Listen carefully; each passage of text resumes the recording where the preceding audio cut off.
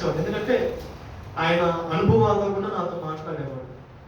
ఒకరోజు బాగా ఏడుస్తూ నాతోటి నా మీద చెయ్యేసి ఒకరోజు బాగా ఏడుస్తూ కన్నీళ్ళతోటి నన్ను తడుగుతూ ఆయన కన్నీళ్ళు నా మీద పడుతున్నాయి.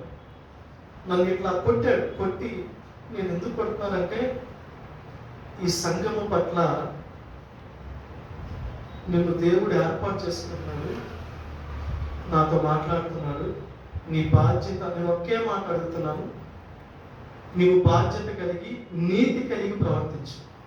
దేవుడిచ్చిన బాధ్యతని నీతి కలిగి నువ్వు ప్రవర్తించు అని చెప్పి ఆ మాట నాకు చెప్పాడు. ఆయన చేతులు నా మీద నుంచి నన్ను అభిషేకించాడు. నాకు అనిపించింది అప్పుడు ఆయన కన్నీళ్ళు నా మీద పడేవి. నేను అనుకున్నాను, నేను ప్రార్థిస్తుంది తెలుసా, నన్ను టచ్ చేయడం అనేది నేను ఇందాక జ్ఞాపకం చేసుకున్నాను. తర్వాత నేను అన్నగారు రాగానే ఈరోజు ఆత్మీయ తండ్రి గారు జయరాజు గారు పరములకు చేర్చబడిన రోజు ఈరోజు అనగానే నాకు ఆశ్చర్యం వేసింది. ఇందుకేనేమో నాకు దేవుడు జ్ఞాపకం చేసింది. ఎందుకంటే మొదటిగా నేను దేవుని పరిచర్యలో వాడబడాలి అని చెప్పి దేవుని చిత్తము ఆయన ద్వారానే నాకు బయలుపరిచాడు.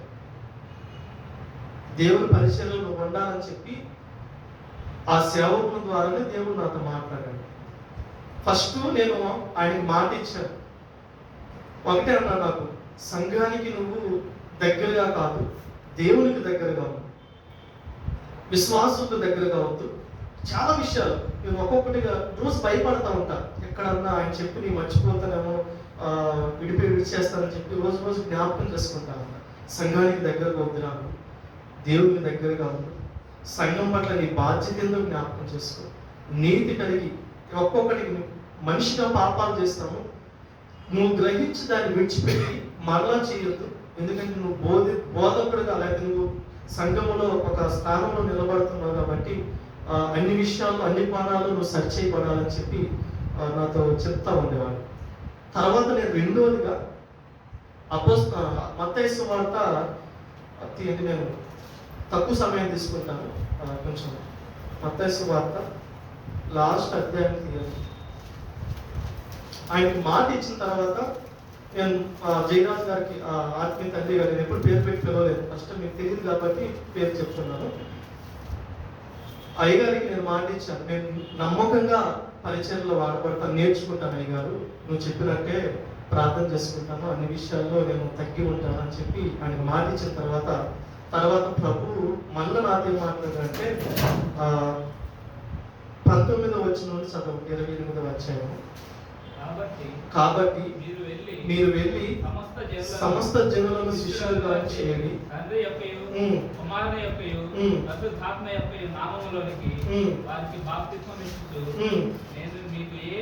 నేను మీకు ఏ సంగతులను ఆజ్ఞాపించుతునో వాటన్నింటినీ గైకొని వారికి బోధించి, ఇదిగో నేను యుగ సమాప్తి వరకు సదాకాలం మీద కూడా ఉంటానని చెప్పాను.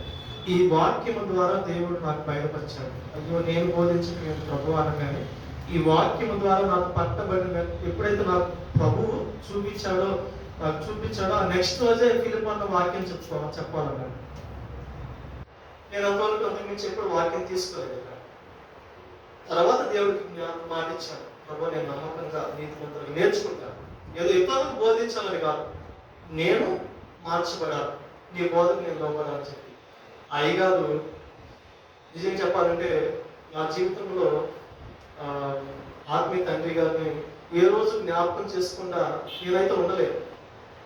ప్రతి రోజు ఒంటరిగా ఉన్నప్పుడు ఏకాంత ప్రాంతంలో ఎటో ఒకటి పొలాల మీద గొట్ల మీద వెళ్తాను. ఊళ్ళో ఉన్నప్పుడు కొండల మీద వెళ్ళినప్పుడు ఏకాంతంగా ఉన్నప్పుడు మొదట అయ్యగారిని జ్ఞాపకం చేసుకుంటాను. ఎందుకంటే ఆయన చెప్పిన మాట. అందుకని చెప్పి ఈ సంఘానికి ఎంతోమంది ఆత్మీయ బిడ్డలని ఏర్పాటు చేయడానికి, పురుకొల్పడానికి, ఎంకరేజ్ చేయడానికి ఆయన ఎంతో దేవుడు వాడుకున్నాడు. అందు నిమిత్తమై దేవుడికి మహిమ చెల్లిస్తున్నాను. మనం అందరం లేచి నిలబడితే ఆ కుటుంబం నిమిత్తము ఒక చిన్న ప్రార్థన చేసుకుని చిన్న వాక్యం తీసుకుంటాను. నేను కొంచెం మనందరం నిలబడితే ఆ కుటుంబం నిమిత్తము అయ్యగారిని జ్ఞాపకం చేసుకుంటూ ప్రార్థన చేసుకుంటాం.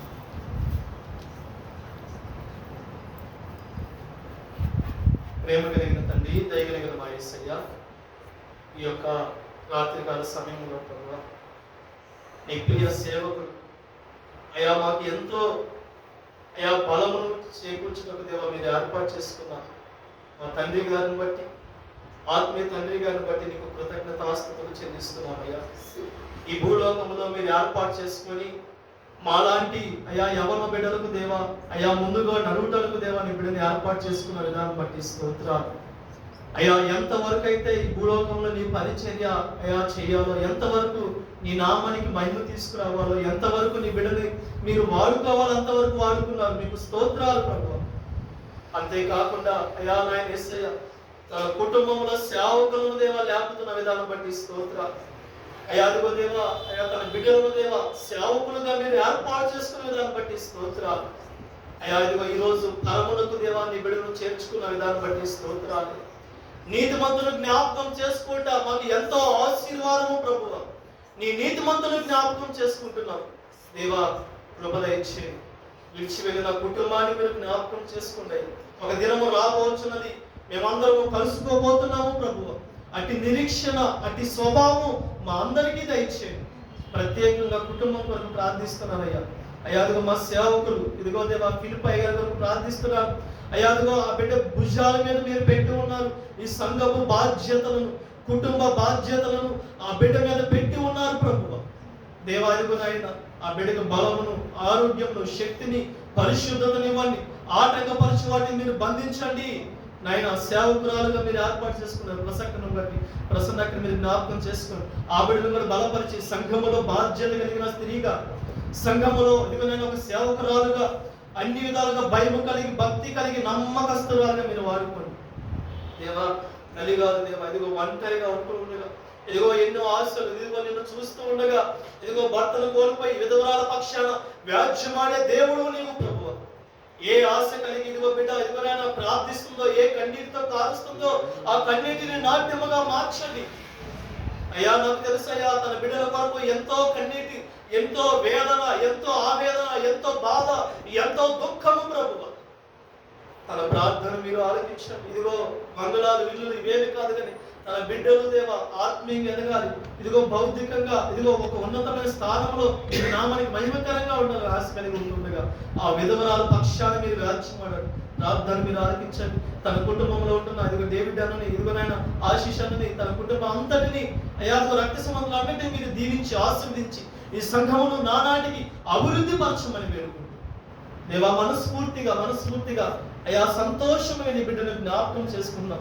వీరుడు భూలోకంలో వీరుడు అని చెప్పి మనస్ఫూర్తిగా ఒప్పుకుంటూ ఇదంతా నీ కృప అయ్యా. నీ కృపను బట్టి స్తోత్రాలు చెల్లించుకుంటూ నా ప్రియుడు రక్షకుడైన ప్రభు యేసు నామములో చిన్న ప్రార్థన సమర్పించండి వేడుకను పొంది నామ తండ్రి ఆమేన్. హల్లెలూయా. హల్లెలూయా. చిన్న వాక్యం తీసుకుంటారు, సమయాన్ని బట్టి వెళ్తాము. ఆల్రెడీ ఎక్కువ సమయం తీసుకోండి, ఎందుకంటే కొంచెం లోతైన అంశమే తీసుకుందాం అనుకున్నాను. కొంచెం ఎందుకో ప్రభు ఈ దినము తండ్రి గారిని జ్ఞాపకం చేసుకున్న సమయం అవుతుంది కాబట్టి చిన్న ప్రార్థన చేసుకొని వాక్యం.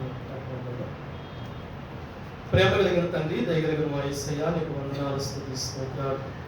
ఈ యొక్క ఇదిగో నాయన 31 దినాలు దేవా ఎన్నో విషయాలు మేము జ్ఞాపకం చేసుకున్నట్టు మాకు బోధించిన దాన్ని బట్టి వందనాలు. మార్చుకోవటకు, నేర్చుకోవటకు దేవా ఈ లెంట్ డేస్ ఎంతో ఉపయోగకరమైనదయ్యా దేవా. ఇదిగో 32 దినాలు మేము అడుగుపెట్టి ఉండగా ఒక చిన్న ఇదిగోనైనా మాట సెలవిస్తే చాలు మా హృదయాలు మార్చబడతాయి అయ్యా. నీ వాక్యం ద్వారా మాతో మాట్లాడి బలపరిచి, ఆదరించి, ధైర్యపరిచి మనం వేడుకుంటూ దేవా నాయన నన్ను నడిపించండి. మా హృదయాలు తెప్పరిల్ల చేయండి, మా హృదయాలు మార్చుకోవడానికి కృప దయచేయమని వేడుకుంటూ నా ప్రియుడు రక్షకుడైన ప్రభు యేసు నామమున చిన్న ప్రార్థన సమర్పిస్తున్నాను తండ్రి ఆమేన్. హల్లెలూయా. హల్లెలూయా. గమనించండి కదా, ఈరోజు నేను తీసుకున్న అంశం ఏంటంటే, ఒక చిన్న విషయం ఏంటంటే యేసు ఎందుకు బలియాగం చేశారని చెప్పి ఒక చిన్న విషయం నేను తీసుకున్నాను. యేసయ్య ఎందుకు మన కొరకు బలిగా ఆయన సమర్పించుకున్నాడని చెప్పి వాక్యాన్ని తీసుకుంటే, ఎందుకంటే సమాజంలో మనం జ్ఞాపకం చేసుకుంటే ప్రతి వ్యక్తి కూడా ఒక విషయాన్ని బట్టి ఎంతో కృంగుదలలో ఉంటాడు, ఆలోచన కలిగి ఉంటాడు. ఏంటంటే పాపమును బట్టి, పాపము నుండి విడిపించబడటానికి పాపము నుండి రక్షించబడటానికి ఏం చేస్తాడంటే అనేక రకాలుగా ప్రయత్నాలు చేస్తూ ఉంటాడు. అన్ని జనాంగంలో ఉంటే అనేక మార్గాలకు, అనేక గుళ్ళోకి వెళ్ళి పాపము నుండి విడిపించు ప్రభువా అని చెప్పి ఏదో రకంగా తనకు తోచిన భక్తి విధానంలో నడుస్తూ ఉంటాడు. క్రైస్తవులు కూడా అంతే, పాపము నుండి విడిపించబడాలి అని చెప్పి ఎన్నో రకాలుగా నడిపించబడతారు. ఎందుకంటే దేవుడు లేవీలను యాజకులుగా, సేవకులుగా దేవుడు ఏర్పాటు చేసుకున్నాడు ఈ లేవీలను. ఎందుకంటే ప్రజలకి అదే రకంగా దేవునికి మధ్యలో ఈ యొక్క యాజక ధర్మాన్ని జరిగించడానికి లేవీ కుటుంబాన్ని ఏర్పాటు చేసుకున్నాడు. ఈ అంశాన్ని నేను కొంచెం చాలా రోజుల నుంచి ఆలోచన చేస్తున్నాను, కొంచెం ధ్యానించుకుంటూ ఉన్నాను. చూసుకుంటే కొంచెం వాక్యం ప్రకారంగా నేను చూసుకుంటే ఆదికాండము 34వ అధ్యాయం తీయండి. 34వ అధ్యాయము 25-26 వచనాలు చదవండి. 3వ దినమున వారు బాధపడుచుండగా యాకోబు కుమారులు ఇద్దరు అనగా దీన సహోదరులైన షిమ్యోనును లేవియు తమ కత్తులు చేత పట్టుకొని ఎవరికి తెలియకుండా ఆ ఊరు మీద పడి ప్రతి పురుషుని చంపిరి. ఆమోరును అతని కుమారుడైన షెకెమును కత్తివాత చంపి షెకెం ఇంట నుండి దీనాను తీసుకుని వెళ్ళిపోయి తమ సహోదరుని చెరిపినందున యాకోబు కుమారులు చంపబడిన వారు ఉన్న చోటికి వచ్చి ఆ ఊరు దోచుకొని వారి గొర్రెలను గాడిదలను ఊర్లోని దేమి పొలంలోని దేమి వారి ధనం యావత్తును తీసుకొని వారి పిల్లలందరినీ వారి స్త్రీలను చెరపట్టి ఇళ్లలో ఉన్నదంతా దోచుకునేది. అప్పుడు యాకోబు షిమ్యోను లేవీను చూచి మీరు నన్ను బాధపెట్టి ఈ దేశ నివాసులైన కనానీయులను పెరిజీయులను అసహ్యునిగా చేసితిరి. నా జనసంఖ్య కొంచెమే, వారు నా మీదకి గుంపుగా వచ్చి నన్ను చంపెదరు, నేను నా ఇంటి వారిని నాశనమవుదామని చెప్పాను. చాలు. ఇక్కడ దేవుడు లేవీలను ఏర్పాటు చేసుకున్నాడు. దేనికోసము? యాజక ధర్మాన్ని చేయడానికి. ప్రజలకి దేవునికి మధ్యవర్తులుగా ఆయన మధ్యలో ఉండి దేవుడు ఏదైతే వార్తిస్తాడో, ఏదైతే చెప్తాడో అది ప్రజలకు చెప్పడానికి, ప్రజల పక్షాన దేవుని దగ్గరికి వెళ్ళి అనేక విధాలుగా ఆ బలులు అర్పించడానికి, లేకపోతే పాపము నుండి విడిపించడానికి ఏదైతే ప్రభువు యాజక ధర్మాన్ని జరిగించాలో. ఎందుకంటే ఐగుప్తు ప్రాంతంలో నుండి కొన్ని ఆచారాల నుండి వాళ్ళు స్వాతంత్రాన్ని పొందుకొని దేవుని ఆజ్ఞల ప్రకారం నడుచుకోవడానికి ఈ యొక్క లేవీ కాండంలో, నిర్గకాండం నుండి మనం చూసుకుంటే నా ప్రియమైన సంగమా, ఈరోజు నేను తెలియచెప్పాల్సింది ఏంటంటే, ఈ లేవీలు దేవుడు ఏర్పాటు చేసుకున్నాడు. మనం ఇక్కడ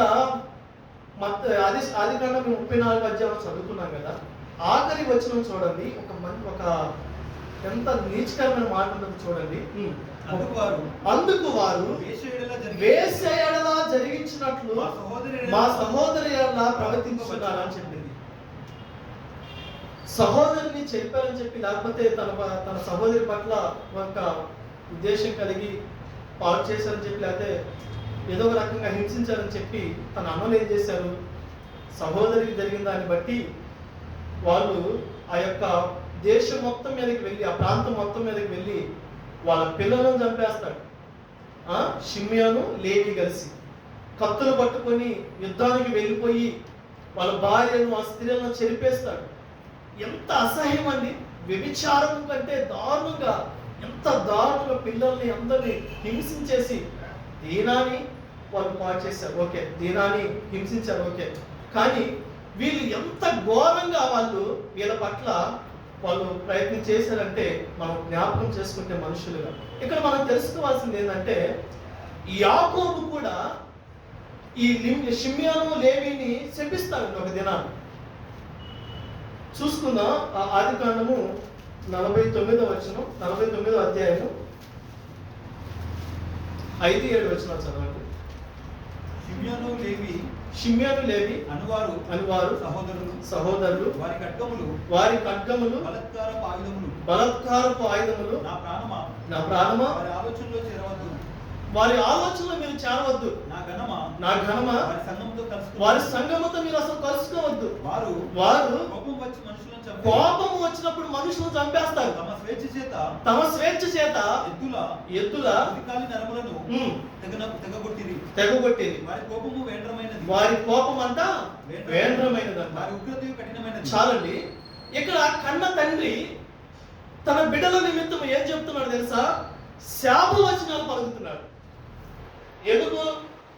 ఏమండి, వాళ్ళు చేసిన ఆ యొక్క పరిస్థితిని బట్టి, ఏదైతే పాపము చేశారో, ఏదైతే దేవునికి తండ్రికి అపకీర్తి తీసుకొచ్చారో, దాన్ని బట్టి కన్న తండ్రి కూడా ఇష్టపడట్లేదు. ఈ లోకములు ఏర్పాటు చేసుకున్న కన్న తండ్రి నాకు బిడ్డలు వీళ్ళు మంచివాళ్ళు కాదని చెప్పి త్రోసి వేస్తూ ఉన్నారు. మనం చూసుకున్నాం. యాకోబు బిడ్డలు లేవి, షిమ్యోను. వీళ్ళ స్వభావం ఎలాంటిదంటే కోపం వస్తే ఆగరు.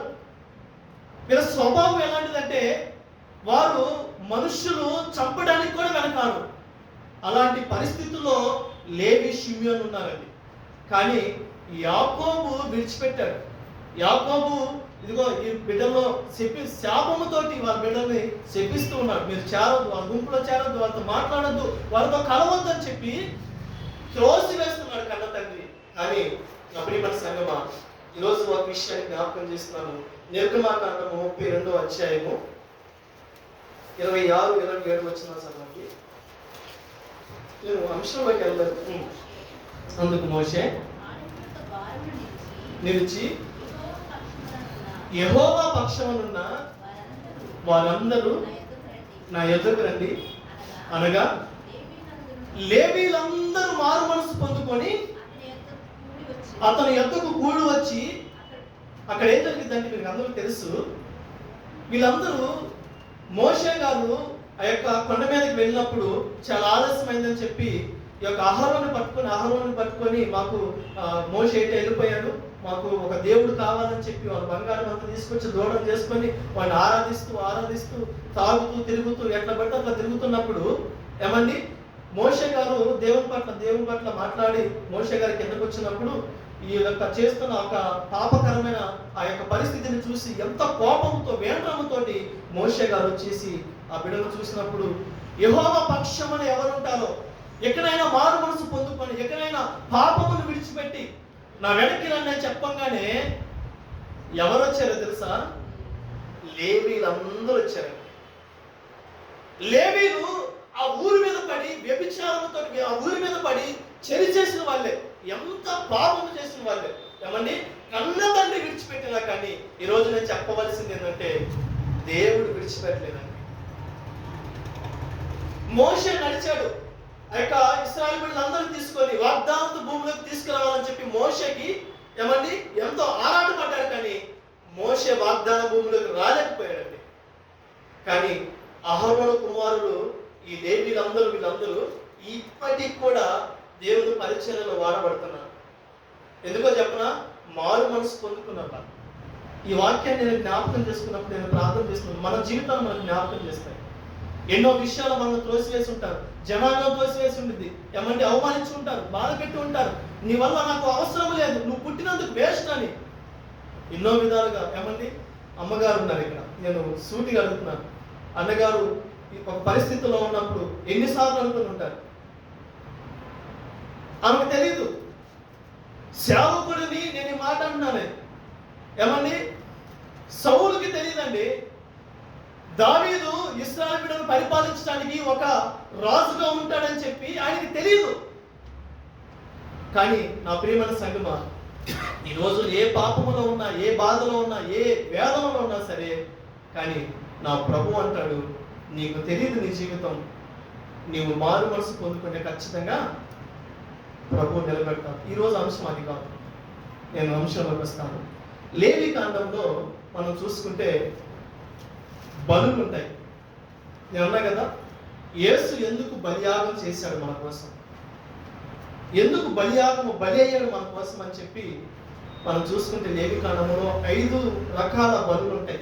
మొదటిది దహన బలి, రెండోది నైవేద్య బలి, మూడోది సమాధాన బలి, నాలుగోది పాప పరిహారార్థ బలి, ఐదోది అపరాధ పరిహారార్థ బలి. నా ప్రియమ సంగమ, దహన బలి విషయంలో మనం చూసుకుంటే లేవి కాండం తీయండి.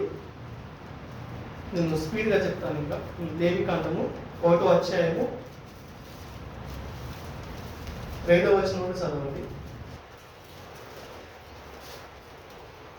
ఇశ్రాయేలీయులతో ఇట్లనుము, మీలో ఎవరైనా యెహోవాకు బలి అర్పించినప్పుడు గోవుల మందలో నుండి గాని గొర్రెల మందలో నుండి గాని మేకల మందలో నుండి గాని దాన్ని తీసుకొని రావాలను. అతడు దహన బలి రూపముగా అర్పించినది గోవుల మీద నిర్దోషమైన మగదాన్ని తీసుకొని రావాలను. యెహోవా సన్నిధిని అంగీకరింపబడినట్లు ప్రత్యక్షపు గుడారం యొక్క ద్వారములకు దాన్ని తీసుకొని రావాలను. అతడు దహన బలిగా అర్పించు పశువు తల మీద తన చెయ్యి ఉంచవలెను. అతని నిమిత్తము ఎవరి నిమిత్తము? పాపము చేసిన వాడి నిమిత్తము ప్రాయశ్చిత్తము కలుగునట్లు అది అతని పక్షమునగా అంగీకరింపబడు. గమనించండి పిల్లరా, ఇక్కడ దహన బలి విషయం ఏంటంటే నిర్దోషమైన ఒక పశువుని తీసుకొస్తాడు. పశువుని తీసుకొచ్చి యాజక ధర్మంలో ఉన్న లేవీకి ఇస్తాడు. ఆ యాజకంలో ఉన్న లేవీ వంశస్థులో ఉన్న వాళ్ళు ఎవరైతే ఉన్నారో వాళ్ళకి అప్పచెప్తారు. ఆ మనిషిని అక్కడ నిలబెడతారు. మధ్యలో ఆ గోవుని తీసుకొచ్చి నిలబెడతారు. ఏమండి, తర్వాత మధ్యలో చూసుకుంటే దేవుడికి విజ్ఞాపన చేస్తూ ఉంటారు. ఎప్పుడైతే ఆ యొక్క గోవు మీద చేయించినప్పుడు అతని పాపము నిమిత్తము, అతని యొక్క అపరాధం నిమిత్తము, అతని యొక్క ఏదైతే చేశాడో ఆ పాపం విడిపించబడటానికి ఈ యొక్క ట్రాన్స్ఫర్ అవుతుంది. ట్రాన్స్ఫర్ అవ్వాలని చెప్పి ఆ పాపము గుండా ఈ బిడ్డని, ఈ యొక్క గోవుని బలిస్తూ ఉంటారు. అది యాజక ధర్మం యొక్క యాజకులు చేసే పని.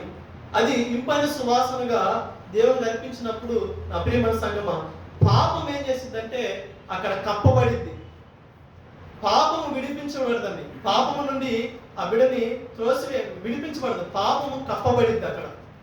అందుకనే ఇది దహన బలి ఈ రకంగా ఉంటుందని చెప్పి లేవి కాండములో నిర్దోషమైన నాకు ఒకసారి జ్ఞాపకం వచ్చింది. కొంచెం స్పీడ్గా చెప్తున్నాను, టైం లేదు కాబట్టి. నిర్దోషమైన మగదాన్ని తీసుకురావాలని చెప్పి అన్నప్పుడు జంతువుల్లో నిర్దోషమైన దాన్ని ఏ రకంగా వీళ్ళు పరిగణిస్తారు ప్రభు అనిపించింది. ఎందుకంటే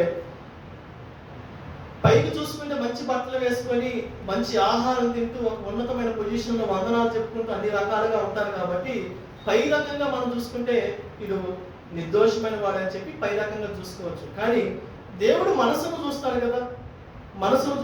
నేను అంటున్నాను, జంతువు తనకి ప్రాణము, ఆ ప్రాణంతో దగ్గర ఆత్మ ఉండదు. ఆ విషయాలు పక్కన తీస్తే మనిషి విషయం నేను చెప్తున్నాను. ఎందుకంటే నిర్దోషమైనది ఏదో పరిగణించాలంటే 100కి 100% దేవుడికి మాత్రమే తెలిసింది. నిర్దోషం అనేది ఏదో మనిషికి తెలియదు. ఏమండి, ఎక్కడో చోట ఆలోచనలోనో ఎక్కడో చోట ఏదో ఒక రకంగా పడిపోయే స్థితిలోనే ఉంటుంది. ఈ లోకంలో పరిశుద్ధమైన వాడు ఎవరున్నారంటే ఆయన మాత్రమే ఉన్నాడు. అందుకని చెప్పి ఆ మనిషి యొక్క పాపమును ట్రాన్స్ఫర్ అయ్యి జంతువు దగ్గరకు వచ్చి జంతువును బలి ఇస్తే పాపము కప్పబడింది. రెండోదిగా చూసుకుందాం, దాన్ని దహన బలి అన్నారు. ఈ దహన బలి గురించి ఒకసారి మనం ధ్యానించుకున్నాం. 2 గంటల దాకా చెప్పుకున్నట్టున్నాం ఆల్రెడీ ప్రార్థనలు. ఇంకా పాప పరిహారార్థ బలి అంటే 4వ అధ్యాయం తీయండి, నేను త్వరగా ముగిస్తాను. 4వ అధ్యాయం చదవండి. 4వ అధ్యాయం లేవి కాండము.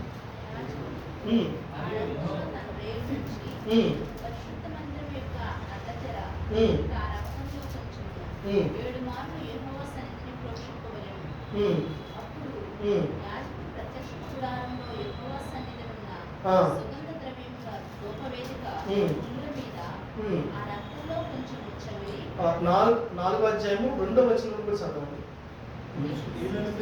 నీవు ఇశ్రాయేలుతో ఇట్లను యెహోవా ఆజ్ఞలన్నిటిలో దేని విషయమైనను పొరపాటున చేయరాని కార్యములు చేసి పాపి అయిన ఎడల ప్రజలు అపరాధులు అవునట్లు అభిషక్తుడైన యాజకుడు పాపం చేసిన ఎడల తాను చేసిన పాపంకై నిర్దోషమైన కోడెదూడను యెహోవా పాప పరిహారార్థ బలిగా అర్పింపవలెను.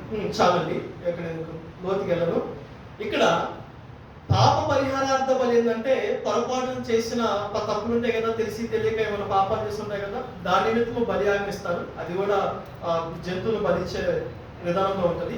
అపరాధార్థ పరిహార బలి ఏంటంటే మనము ఆజ్ఞలు ఒక ఒట్టు పెట్టుకుంటాం, ఇది చేస్తాను ప్రభు, అది ఖచ్చితంగా చేస్తాను, నిలబడతాను, ఖచ్చితంగా నేను నీ కోసం రోషం కలిగి జీవిస్తాను, నీ కొరకు నేను బ్రతుకుతాను అని ఎన్నో మాటలు చెప్పేసి మనం బయటికి వెళ్ళంగానే ఏదో రకంగా మనం చిందులేస్తూ ఉంటాం. దేవునికి ఇష్టపరంగా ఉండకుండా, దేవునికి విధేయత చూపించకుండా అవిధేయత కలిగి జీవిస్తాం. అలాంటి ఈ అపరాధార్థ పరిహారార్థ బలి ఏంటంటే ఈ రకంగా ఉంటుంది. దీని విషయమై మనము దేవుని దగ్గర నుండి విడిపించడానికి ఈ యొక్క దహన బలి, నైవేద్య బలి, సమాధాన బలి ఏంటంటే మనకి మనంగా స్వేచ్ఛార్పణలు అర్పిస్తాం. ఏంది? దేవుని యొక్క దయ పొందుకోవడానికి మనకు మనంగా దేవుడు మన పట్ల దయ కలిగి ఉండాలి, దేవుడు మనల్ని ఆశీర్వదించాలి, దేవుడు మన కొరకు అనేక విధాలుగా ఆయన కనుదృష్టి మన మీద ఉండాలని చెప్పి మనకు మనంగా వెళ్ళి స్వేచ్ఛార్పణలు అర్పిస్తాం ఈ యొక్క బలులు. కానీ పాప పరిహారార్థ బలికి వచ్చే లేకే ఇది డిఫరెంట్. ఏంటంటే దేవునికి మాట ఇచ్చి లొంగిపోకుండా, దేవునికి అర్పించుకోకుండా తప్పిపోయిన బిడ్డల నిమిత్తమై ఈ బలులు అర్పిస్తూ ఉంటారు. నా ప్రియమైన సంగమా, ఏంటంటే పాతకాలంలో లేవీలు యాజక ధర్మం చేసేటప్పుడు పాపము నుండి విడిపించబడటానికి ఒక బలి జరిగింది. ఎందుకంటే ఆ బలి ఏంటంటే మనం చూసుకుంటే దేవుని వాక్యమే సెలవిస్తుంది. యోహాను సువార్త 1:29 వచనాలు చదవండి. అదే రకంగా హెబ్రీ 10:4 తీయండి స్పీడ్ గా. మర్నాడు యోహాను యేసు తన యొద్దకు రాగా చూచి, ఇదిగో లోక పాపమును మోసుకొని పోవు దేవుని గొర్రె పిల్ల, నా వెనుక ఒక మనుషుడు వస్తున్నాడు, ఆయన నాకంటే ప్రముఖుడు గనుక. చాలు, గొర్రె పిల్ల మన కోసం వస్తున్నాడంట. హెబ్రీ రాసిన 10:4 తీయండి స్పీడ్ గా తీయండి.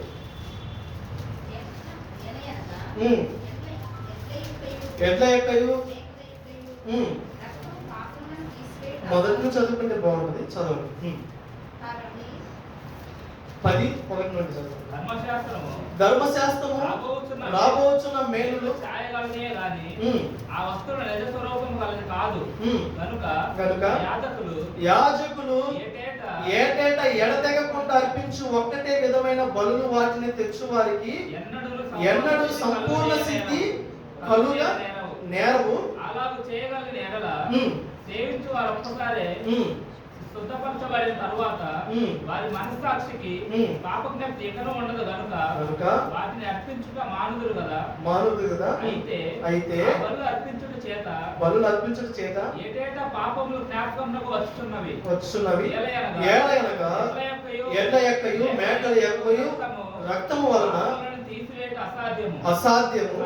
కాబట్టి ఈ లోకమందు ప్రవేశించినప్పుడు ఇలాగ చెప్పుచున్నాడు, బలియు అర్పణీయులు కోరలేదు కానీ శరీరమును అమర్చితివి, పూర్ణ హోమములను పాప పరిహారార్థ బలులను నీకు ఇష్టమైనవి కావు. అప్పుడు నేను గ్రంథపు చుట్టలో నన్ను గూర్చి రాయబడిన ప్రకారము దేవా నీ చిత్తము నెరవేర్చు. చాలండి, గమనించండి పిల్లరా. మనం చూసుకుంటే పాపం నుండి విడిపించడానికి యాజకులు ఏం చేశారు? బలిని అర్పించారు. కానీ దేవుడు ఏం మాట్లాడుతుందంటే వాళ్ళ సేవకుల ద్వారా జంతువు బలి పాపాన్ని కప్పితే కానీ పాపం నుండి విడిపించబడదు. జంతు బలి అంటే ఆ టయానికి పాపాన్ని నుండి కప్పితే కానీ, నీ పాపాన్ని కప్పితే కానీ విడిపించబడదు. పాపము నుండి విడిపించబడాలి అంటే ఒకటే మార్గం ఏంటంటే ఏ పాపము లేని నిష్కలంకమైన పరిశుద్ధమైన రక్తము కార్చాలి. ఆయన ఎవరంటే ఈ లోకంలో ఉన్నది యేసు మాత్రమే అని చెప్పి, దేవుడి గొర్రె పిల్లగా మన కోసం రావాలని చెప్పి దేవుని వాక్యం సెలవిస్తుంది. ఇక్కడ మనం చూసుకుంటే 3 విషయాలు నేను జ్ఞాపకం చేసి ముగిస్తాను. 3 విషయాలు ఏంటంటే, ఎందుకు యేసు బలియాగం చేశాడు, ఎందుకు మన కోసం బలియాగం చేశాడు అంటే 3 విషయాలండి. మొదటిగా 9వ వచనం చదవండి కిందకి.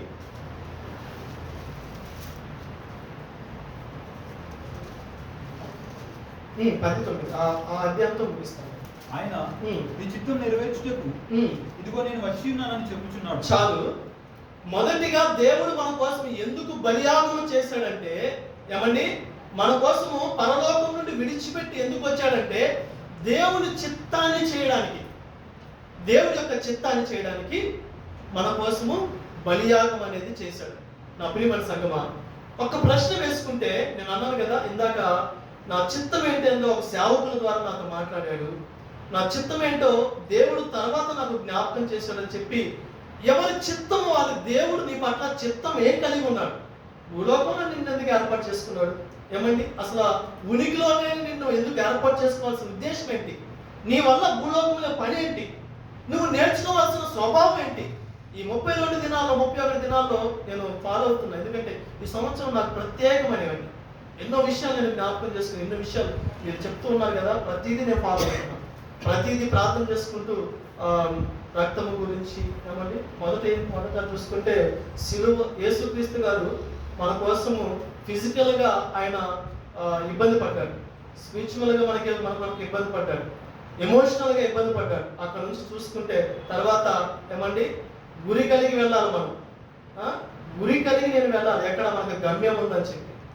మూడోదిగా చూసుకుంటే ఏమండి, దయ కలిగి మనం వెళ్ళాలి. దయ కలిగి, దేవుని యందు దయ కలిగి, సూర్య బ్రదరు సతీష్ కుమార్ గారు చెప్పింది, దయ, దేవుని యందు దయ కలిగి మనం జీవించాలని చెప్పి జ్ఞాపకం చేశారు. రెండోదిగా దేవుని బట్టి మనం అతిశయించాలి, మనం విరవబడాలి.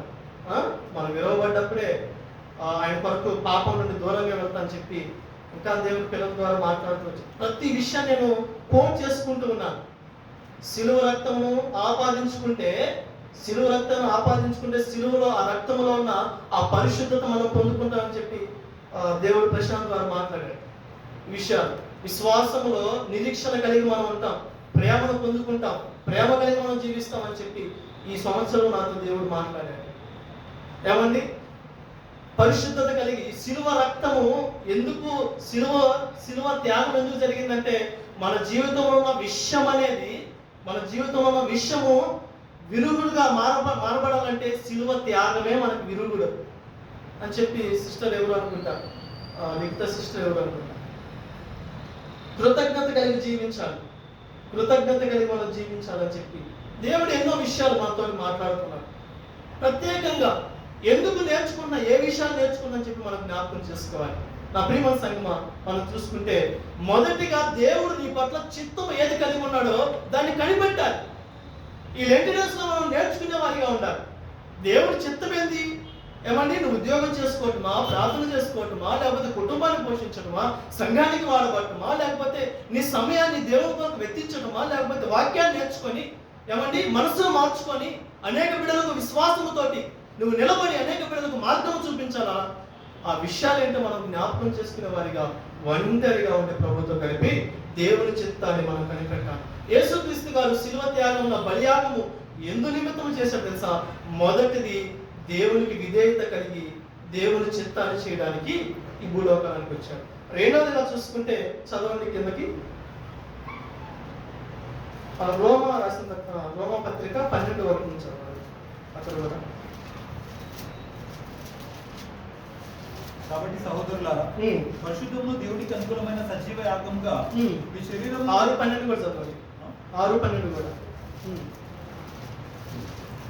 కాబట్టి శరీర దురాశలకు లోబడినట్లుగా చావునకు లోనైన మీ శరీరం అందు పాపమును ఏలనీయకుడి. మరియు చాలు. హెబ్రీ రాసిన పత్రిక 10 చదవండి. నేను వాక్యాలు చూపించి త్వరగా వెళ్తాను. ఏలయనగా హెబ్రీ రాసిన 10:10 యేసుక్రీస్తు యొక్క శరీరము ఒకసారి అర్పింపబడుట చేత ఆ చిత్తమును బట్టి మనము పరిశుద్ధపరచబడి ఉన్నాం. రెండోదిగా ఏంటంటే, యేసు ఎందుకు మన కోసం బలియాగం చేశాడంటే, మొదటి మనం దేవుడి చిత్తము చేయడానికి యేసుక్రీస్తు గారు బలియాగం చేస్తే, రెండోదిగా ఏంటంటే మనము పాపము నుండి విడిపించబడి పరిశుద్ధంగా మార్చబడాలి.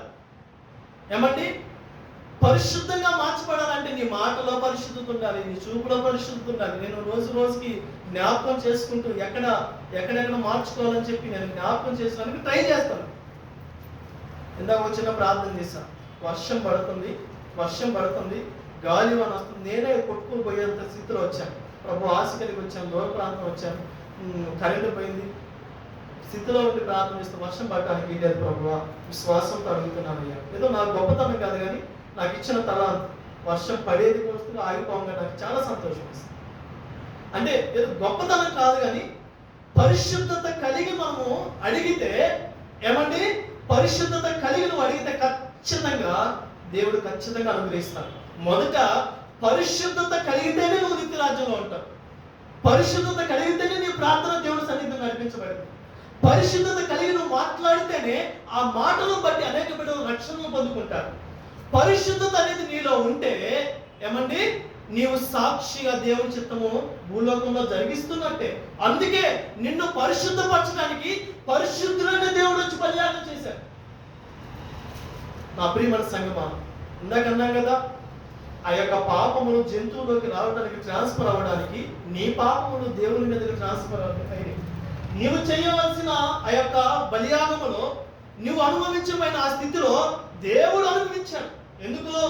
నిన్ను మార్చడానికి, నీ మాటలో పవిత్రత కలిగించడానికి, పరిశుద్ధత కలిగి జీవించడానికి. ఏదో వాక్యం చెప్పేసుకుని వెళ్ళటం కాదు కానీ చాలా మంది చూసుకుంటే మాట్లాడలేదు, నేను బోధిస్తున్నా కానీ క్రియలో చూపించాలని. బోధిస్తున్నా నేను పరిశుద్ధత ఏంటో ఒక్కొక్కటిగా నేర్చుకొని క్రియలో చూపించాలి. బోధిస్తున్నావు నీవు, ప్రార్థన చేస్తున్నావు నీవు, పాటలు పాడుతున్నావు నీవు. ఎన్ని లెంట్ డేస్ అయిపోయినాయి, ఎన్ని లెంట్ సంవత్సరాలు అయిపోయినాయి.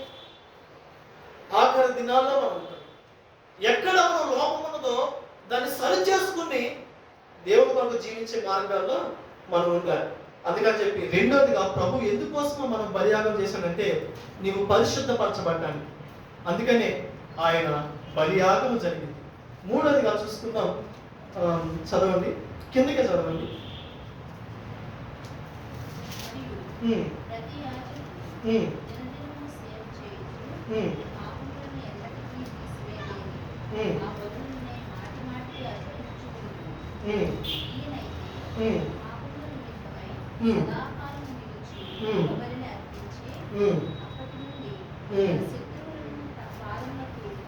ఇరవై వచ్చిన చదవండి,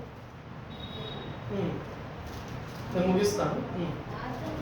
మార్గమున అనగా నూతనమైనది, జీవము గలది ఆయన శరీరము అను తెర ద్వారా. ఎవరి శరీరం అంట? ఆయన శరీరం అను తెర ద్వారా ఏర్పరచబడిన మార్గమున ఆయన రక్తము వలన ఏ స్థలము అండి? పరిశుద్ధ స్థలం ఏది? పరిశుద్ధ స్థలం ఏది? యోహాను రాసిన పత్రిక 6:4 చదవండి. నేను ముగిస్తాను కదా, లాస్ట్ వచ్చిన యోహాను సువార్త చదవండి. కుమారుని చూసి ఆయన యందు విశ్వాసము ప్రతి వాడును నిత్య జీవం పొందుటయే నా తండ్రి చిత్తం. ఎవరిని చూసి? ఆయన కుమారుని చూసి నిత్య జీవం పొందుటయే నా తండ్రి చిత్తం. ఎవరి చిత్తం అంట? తండ్రి చిత్తం. మూడోదిగా ఎందుకు బలియాగం జరిగిందంటే ఏమండి, భూలోకంలో ఆదాము హవ్వ విషయంలో మనం ఆజ్ఞ అతిక్రమం చేయటం వల్ల ఈ విషయాన్ని కూడా మనం డెక్లరేషన్ నేర్చుకున్నాం. ఏంటంటే దేవుడు దేని బట్టి సంతోషిస్తాడంటే ఆయన ఆజ్ఞను బట్టి సంతోషిస్తాడని చెప్పి ఎవరంటే తేజ సిస్టర్ అనుకుంటా, ఆమె ద్వారా కూడా మాట్లాడి ఆజ్ఞ అతిక్రమమే పాపం. అది ఎవరు చేశారు? ఆదాము అవ్వలో జరిగింది, లూసిఫర్ గారి విషయంలో జరిగింది. ఆ విషయంలో మనం తప్పిపోయాం, భూలోకంలో తప్పిపోయి అటు ఇటు తిరుగుతున్నాం. మనకు మార్గం తెలియదు, ఎక్కడికి వెళ్ళాలో తెలియదు, ఎక్కడ జీవించాలో తెలియదు, ఎక్కడి నుండి పుడుతున్నామో తెలియదు, ఎక్కడికి వెళ్ళాలో మనం మర్చిపోయిన స్థితిలో ఉన్నాం. అంటే కానరాని చీకట్లో తిరుగుతున్నా కానీ చీకట్లో ప్రయాణం చేస్తున్నట్టు. ఆ చీకటిని కాస్త నా ప్రియమైన సంగమా, దేవుడు పరలోకం నుండి విడిపించి వచ్చి పరలోకం సింహాసనాన్ని విడిచిపెట్టి వచ్చి ఆ చీకటిని కాస్త ఆయన బలియాగమై వెలుగుగా మార్చి ఆ తెరను చించేసి పరలోకానికి నిచ్చెన వేశాడు. ఆ మార్గములో గుండా పరలోకములోకి నిత్య జీవంలోకి మార్చబడటానికి, నిత్య జీవితంలోకి రావడానికి తన చిత్తము తెలుసుకోవాలని చెప్పి, పరలోకంలో నిలబడాలని చెప్పి మూడోదిగా బలియాగమయ్యాడు. అంటే ఆయన రక్తము వలన పరిశుద్ధ స్థలములోకి చేర్చబడటానికి మన కోసం బలియాగం చేశాడు. 3 విషయాలు. మొదటిది ఏంటంటే దేవుని చిత్తం కోసము జరిగించడానికి బలియాగం చేశాడు. రెండోదిగా పరిశుద్ధపరచడానికి మన కోసము ఆయన బలి అయ్యాడు. మూడోదిగా పరిశుద్ధ స్థలములోకి ఆయన రక్తము ద్వారా, కుమారుని ద్వారా అడుగు పెట్టడానికి ఆయన బలియాగం అయ్యాడు. నా ప్రియమైన సంగమా, నీ పట్ల దేవుని చిత్తమేంటి? నా పట్ల దేవుని చిత్తమేంటి? నేను ఏ రకంగా పరిశుద్ధపరచబడి ఆయన రక్తమును ఆపాదించుకొని ఆయన రక్తము ద్వారా నిత్య జీవానికి నేను గురి కలిగి ఎలా వెళ్ళాలో దాన్ని బట్టి మనం ఆలోచన కలిగి ఉండాలి. ఆ పాఠాన్ని మనం నేర్చుకునే వారిగా ఉండాలి. నా ఆలోచన అంత ఇదేనండి. నా ఆలోచన ఏంటంటే ఎప్పుడు వస్తావా అని ఇదే పాడుకుంటా ఉంటాను. దాటిపోబోకయ్యా, ప్రార్థన చేసుకుంటాం. దాటిపోబోకయ్యా, దాటిపోబోకయ్యా, యేసయ్యా నా దేవా, యేసయ్యా నా కరుణా, దాటిపోబోకయ్యా,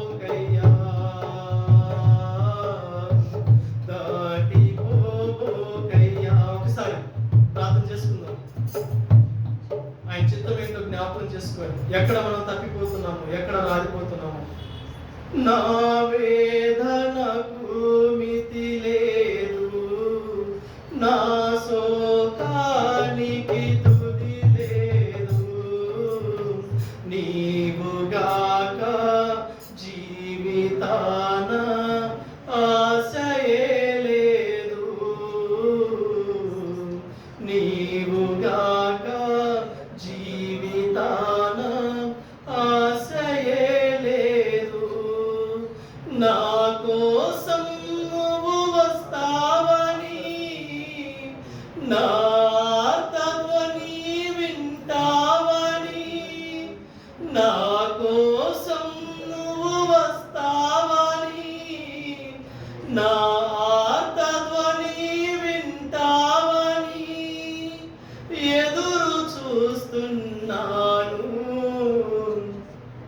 నిదుర కాస్తున్నాను. నా ఆశిదే, నేను ఎదురు చూస్తున్నాను ఆయన ఎప్పుడు వస్తామని. నన్ను దాటి వెళ్ళవని ఎదురు చూస్తున్నాను అయ్యా. అయ్యా ఇదిగో నిత్య రాజ్యంలో నన్ను చేర్చుకుంటామని ఎదురు చూస్తున్నాను అయ్యా.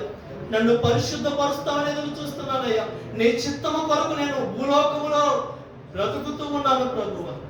తండ్రి నీకు స్తోత్ర. నన్ను దాటేయొద్దయ్యా, నన్ను విడిచిపెట్టొద్దయ్యా, నన్ను విడిచిపెట్టొద్దయ్యా, నన్ను విడిచిపెట్టొద్దు ప్రభువా. నన్ను విడిచిపెడితే నేను పరలోకం నుండి జారిపోయి నరకములో పడిపోతాను ప్రభువా. తండ్రి ఒక్కసారి జ్ఞాపకం చేసుకున్నాను. తండ్రి నన్ను ఒకసారి జ్ఞాపకం చేసుకున్నాను. ఏదో ఆచారంగా అయ్యా లెంక చేసుకొచ్చి వెళ్ళిపోవడం కాదు కదా. ఇదిగో కడుపులు మార్చుకుంటూ ఉపవాసాలుండి ఇదిగో ప్రభువా దేనికోసము ఆశ కలిగి వస్తున్న బిడ్డలు ఉన్నారు అయ్యా. నీ కొరకు దేవా ఇదిగో నాయన మా కొరకు బలియాగమైన నా తండ్రి నిన్ను జ్ఞాపకం చేసుకుని చుండగా నీవు దాటి వెళ్ళొద్దు అయ్యా, నీవు దాటి వెళ్ళొద్దయ్యా. నా యేసయ్యా నీవు దాటి వెళ్ళొద్దు ప్రభువా. నీవు దాటి వెళితే మా బ్రతుకులు మారవయ్యా. నీవు దాటి వెళితే మా బ్రతుకులు చీదలుగా మారుతాయ్యా. మా బ్రతుకులు మారాలంటే నువ్వు నన్ను దాటి వెళ్ళొద్దు. మా బ్రతుకులు మారాలంటే నువ్వు మా హృదయంలో ఉండాలి, మా జీవితంలో ఉండాలి. వాక్యమును అనుసరించి మేము నడుచుకోవాలి ప్రభువా. ఎన్నో విషయాలు ఈ లోకం ఇదిగో దేవా ఇలాంటి దేశంలో మాకు అయ్యా నేర్పించుకుంటూ వచ్చాము. ఇదిగో మా బ్రతుకులు మారాలి, మా బ్రతుకులు పరిశుద్ధపరచబడాలి, మా బ్రతుకులు నిత్య జీవానికి మార్గముగా తయారవ్వాలి ప్రభువా. మా బ్రతుకులు ప్రభు అనేక బిడ్డలకు ఆశీర్వకరంగా మార్చబడాలి. మా బ్రతుకులు నిశ్చిత్తము జరిగించాలి ప్రభువా. కనికరించే సహాయం దయచేయము. నా కోసము బలియాగం చేసావయ్యా, నా కోసము ప్రేమను చూపించావయ్యా, నా కోసము రక్తమును కార్చావయ్యా, నా కోసము నిందల అవమానాలు భరించావు ప్రభువా, నా కోసము ఆకాశానికి భూమికి మధ్యలో వేలాడావు ప్రభువా. నీ బలియాగాన్ని బట్టి స్తోత్రమయ్యా. ఎవరయ్యా నా కోసము ప్రాణం పెట్టేది? నా కోసం ఎవరయ్యా ఇంతగా అయ్యా దహించి వేసి ఇంతగా దేవ బలియాగం చేసేది? నా కొరకు రానన్నే దేవుడు నా కొరకు బలియాగమై మౌనమై గొర్రె పిల్లవై మా కోసం దేవ ఎదుగునైనా నిత్య రాజ్యానికి వారసులుగా మార్చడానికి ఇంతగా మమ్మల్ని బ్రతికించి నడిపించిన దాన్ని బట్టి స్తోత్ర దేవా. నీవు మా సంఘాన్ని దర్శించండి. ఇదిగో దేవా కరోనా, ఇదిగో దేవా ఇదిగోనైనా భూకంపాలు, యుద్ధాలు, ఒకరి మీద ఒకరు ఇదిగోనైనా కొట్టుకుంటూ చంపుకుంటూ నరికి వేస్తూ ప్రభువా ఇదిగోనైనా అనేక హింసలు పెడుతూ ఉండగా దేనికి సూచన? నీ రాకడకు సూచన ప్రభువా. ఇకనైనా మేము మార్చబడాలి, పరిశుద్ధపరచబడాలి. పరిశుద్ధపరచబడిన వాళ్ళే యేసు రక్తమును బట్టి పరిశుద్ధ స్థలంలో ఉంటారని వాక్యము సెలవిస్తుంది ప్రభువా. దీన్ని బట్టి మేము గురి కలిగి వెళ్ళాలి. దీన్ని బట్టి నీ ఆజ్ఞను బట్టి మేము నిన్ను సంతోషపెట్టాలి ప్రభువా. అతి కృపలో మా సంఘాన్ని, మమ్మను, మా అందరినీ నిలబెట్టమని వేడుకుంటూ, మా సేవకులను తల్లిగారిని, ఇక్కడున్న ప్రతి యవన బిడ్డలను మీరు దర్శించి, బలపరిచి, ఆదరించి, ధైర్యపరచమని వేడుకుంటూ, నీకే స్తుతి మహిమ ఘనత ప్రభావం ఆరోపిస్తూ నా ప్రియుడు రక్షకుడైన ప్రభు యేసు నామములో చిన్న ప్రార్థన సమర్పించి అడిగి వేడుకుంటుంది నాము తండ్రి. ఆమేన్. ప్రభు యేసు రక్తమే జయం, ప్రభు శిలువ రక్తమే జయం, ప్రభు యేసు రక్త సంపూర్ణ నిజయం. అపవాది క్రియలు అనంత నాశనం కలుగును గాక. హల్లెలూయా, స్తుతి స్తోత్రం కలుగును గాక. ఆమేన్, ఆమేన్.